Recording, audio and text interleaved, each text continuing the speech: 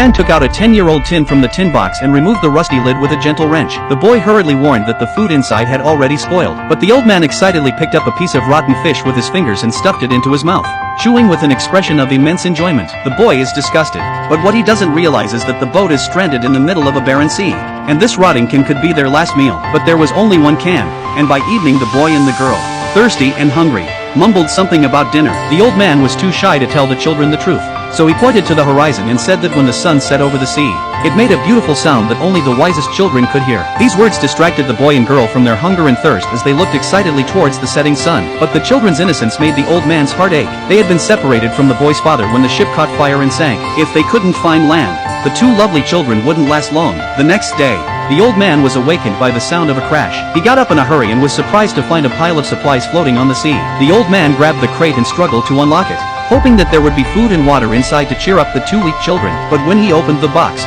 the old man was dumbfounded to see that it was full of all kinds of beautiful artifacts and clothes. He closed the box and sat down in the bow of the boat in a state of despair. The heat of the midday sun made them dizzy, and they all collapsed on the deck, their situation desperate. But suddenly the girl seemed to sense something.